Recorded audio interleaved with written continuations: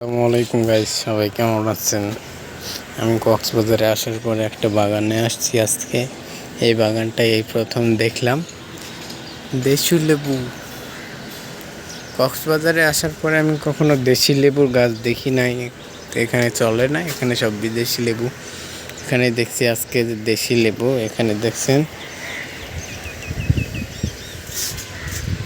পুদিনা পাতা আছে এখানে।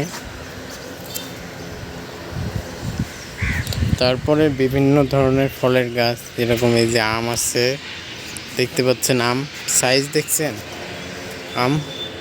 সেইখানে বেগুনের গাছ, বেগুন ধরছে কিছু। এখানে দেখছেন মরিচ,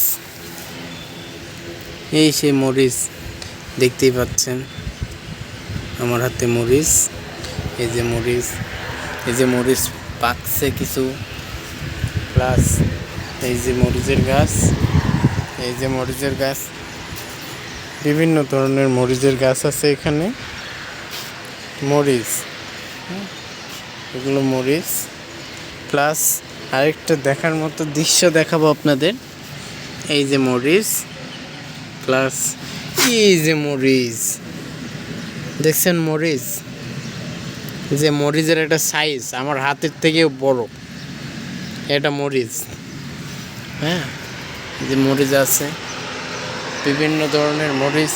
এই যে মরিচ লাল লাল হয়ে গেছে পাকে পাকে। বাগানওয়ালা শুধু মরিচ লাগাইছে, খাই না তো, খাইলে তো থাকার কথা নয়। তারপরে দেখতেছেন এই যে মরিচ, বিভিন্ন জাতের মরিচ। এইটা হয়তো কদু মরিচ, দেখছেন গোলাপের মতো দেখা যায়। এই মরিচটা কি সাইজ তার, দেখছেন সবাই। ঠিক আছে, আজকের ভিডিওটা এই পর্যন্ত। সবাই ভালো থাকবেন, সুস্থ থাকবেন, ফুলের ভালোবাসা দিয়ে রাখবেন। ভালোবাসা অবিরাম সবার জন্য, ভালোবাসা আমারও থাকবে। সবাই পাশে থাকবেন, পাশে পাবেন। আসসালামু আলাইকুম।